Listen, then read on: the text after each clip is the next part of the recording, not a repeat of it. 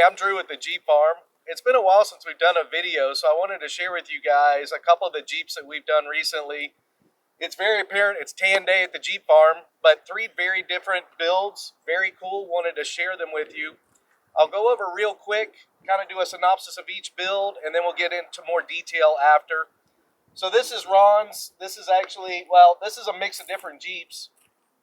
Ron brought us a Polaroid picture of the Jeep him and his wife had when they started dating. And he asked me to build this Jeep, a Moroccan Buff and Levi Renegade. So we put this Jeep together for us. This is Scott's Wagoneer. This is a Brougham. He's had it for a bunch of years. Full restoration, about a 350 to 380 AMC motor in it, horsepower motor. And then last is Nathan's Jeep. This was actually their grandfather's Jeep. The two boys came to us and asked us to restore it for them. And it was lifted out of Salt Lake, total rust bucket. So we did all the rust repair and brought it back to basically stock. So I'm going to show you all three of those now, and thanks for watching. So again, this is Ron's Jeep. Ron and his wife brought us a couple little Polaroids of the Jeep they had when they were dating and asked me to build it. Unable to find a genuine 1979 Moroccan Buff Blue Renegade, we bought an 80 Renegade that was really rusty because I needed the narrow tracks, I needed the 6-cylinder. Initially we were looking for a T153 speed, but this has the T176, which is a better trans in my opinion. It was really rusty, so we ended up buying an 83 tub, which ended up giving us some good things because Ron wanted shoulder belts, a couple other things. And so we built this Jeep out of basically different parts and sourced it all together to give him the Jeep he was looking for at the end. So here we are at Ron's Jeep. Ron's Jeep, we had a 1980 CJ and we had an 83. It took to make one good Jeep. Like I said, I really wanted the narrow track axles and I wanted the 80 because I refused to put graphics on incorrect era Jeeps. And we were trying to build a 78 and we kind of got the best of both worlds doing that. And we had two 6-cylinder motors. We picked the one with the lowest mile that had good compression. No reason to spend money on rebuilding it when we had a really good motor. I mean, Ron may do 10,000 miles in 10 years as a weekend cruiser with him and his grandkids or getting ice cream with his wife and reliving their youth. This Jeep has we added a Howell fuel injection, a Davis distributor. One of the things we do with the Howells is we use a 70s era air cleaner. We cut the base out of it, and then we basically buy the cheapest chrome air cleaner we can find. We cut the base out of it, and that gives us the big opening for the Howell throttle body.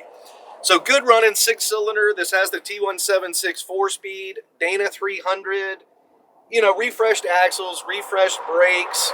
This frame was actually stripped all the way down, and the frame was powder coated. And really the biggest thing we did was the attention on the blue interior. So let me show you the Levi blue interior. So one of the big things with building a Levi blue era CJ is the material. Everybody knows it's super hard to come by. We've been digging through a roll that I bought a while back of NOS material. This top we bought off one of the CJ forums. It's actually a replacement era top. We did stitch in new windows in the doors. Ron wanted a tilt wheel, so we added tilt, restitched the seats back to original. Again, you can see we try to keep it as stock as we can, but there are modern upgrades. So it does have a retro radio. One of the details you can see being limited on the Levi material, kind of like a 1976 era, I use vinyl on the sides of the seat, and that's solely to make the material last for other builds. We also have the Renegade wheel stitched in leather. One of the gentlemen on the forums, Jay Miz, he stitched us the roll bar cover replacement. This is an 80s replacement era top. But again, it's hard to find the tops in this generation. And you can see the color matched tan bed liner.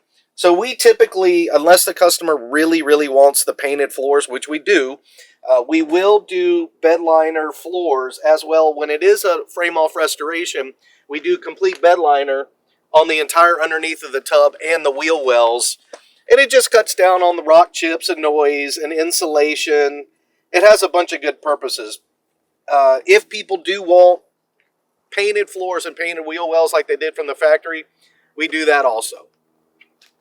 This is Scott's 1979 Brougham. Scott's owned this Jeep for quite a while. He brought it in for a full resto with some upgrades. So we painted it back to the original Sahara Beige and 1E Copper. Normally, you know, Broughams have a huge strip here. They were deteriorated and we were unable to find replacements. So we just did this cool little orange pinstripe. One of the cool things about this, we call this the sleeper Jeep. So this is a 350 to 380 horse AMC motor. You can notice that we painted it pretty much to look bone stock. So it has an Edelbrock high rise. It's got an MSD atomic 4-barrel fuel injection. We actually had to use chrome valve covers, and we sandblasted them and painted them blue to clear the roller rockers. Davis HEI, upgraded AC, stock air cleaner, all the emission stuff on there mostly to look correct. But it's kind of a sleeper Jeep. Sounds great, built TH400, and drives amazing. I mean, this thing has a ton of power compared to a 180 horsepower stock Wagoneer. We did our Deaver 2.5-inch lift kit from BJ's Off-Road, and then we did our shackle reversal on the front. Otherwise, the Jeep is mostly stock. Stock refreshed axles, stock brakes. We had all the bumpers repolished. All the trim has been repolished. The grill's pretty good. You know, these are hard to come by, so there's a few little bubbles in this, but they're hard to find. Again, just a solid driving, good-looking Wagoneer that rips when you drive it around and cruises down the highway real nice. So show you guys the interior of this Jeep. Like I said, pretty much back to stock. We upholstered the seats back to stock. The door panels, the cards were all warped, so these are all hand-stitched. All this is repainted. New carpet. We pretty much on all our full-size Jeep Wagoneers, we restitched the dash pad because the speaker falls in and has holes. So this one we did the dash pad, we stitched the steering wheel. He wanted a different radio. A lot of times we do the 2-post like factory, but he didn't want that. So this has a really nice stereo. It's got Polk audio. It's got a backup camera that comes on the screen of the radio. Inside the glove box are the controls for the fuel injection. So it's actually got gauges. All the trim has been polished, new headliner. I can show you guys around back in a second, the cargo area. We polish all those cargo strips. Working rear window, working defrost, working AC. Just an absolute pleasure to drive. So I'll just show you guys the back real quick. New cargo panels. The owner decided he didn't want the emblems. So we actually cleaned them up and included them in a bag. The factory jack has been restored. However, I'll let him decide if he wants it bouncing around in the quarter panel back there. Just a nice, clean restoration. So this is Nathan CJ. Him and his brother commissioned us to repair the Jeep. This belonged to their grandfather. They grew up in it. Their dad had it. They both drove it to high school.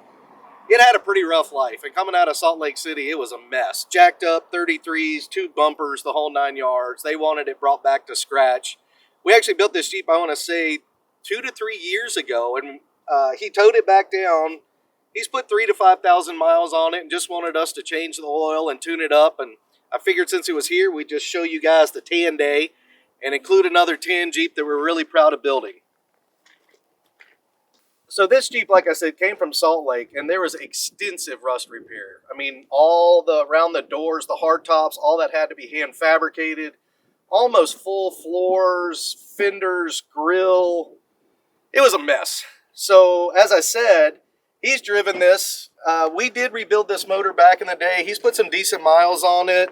He did not want fuel injection, so we did a Motorcraft 2100 conversion on this, as we do on quite a few Jeeps.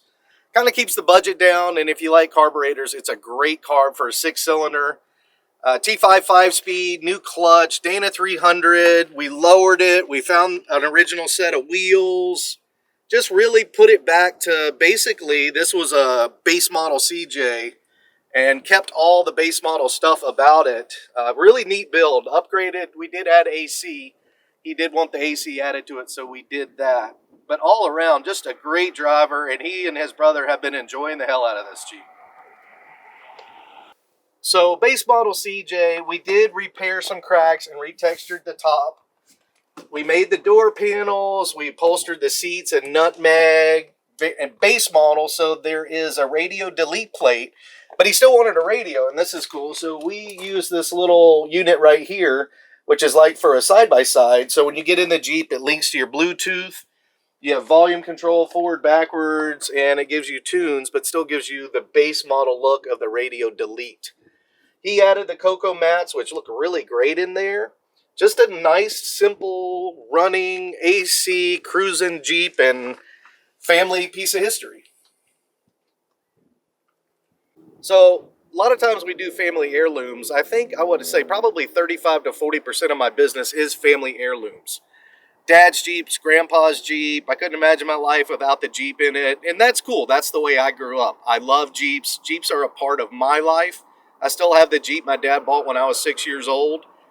And I think that's a big part of it. Jeeps are kind of like old dogs. They're part of the family. And sometimes when we do restorations, these don't really show up, but this is kind of, I'm going to show you what I'm talking about.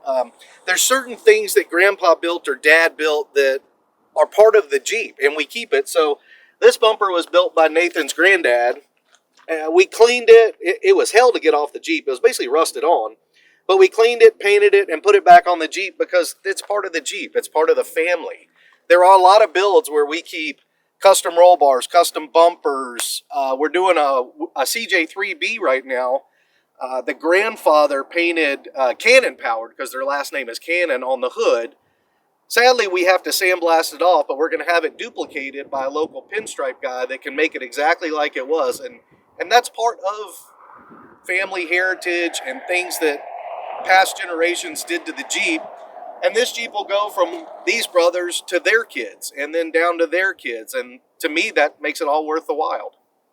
To wrap up the video, I really wanted to show you guys what we're capable of building at the Jeep farm. Again, we do everything in-house minus the motor machine work. That way we can control our quality, and our passion and attention to detail is what matters. Also, what you can build at home. Should you not want to send it to us, call us. We can help you out, point you in the right direction, maybe answer a couple questions for you. It's all about keeping the Jeeps on the road and off-road. I want to say thank you again for watching. Click and like, email, call, go to the website, and thanks again for watching. We appreciate you guys.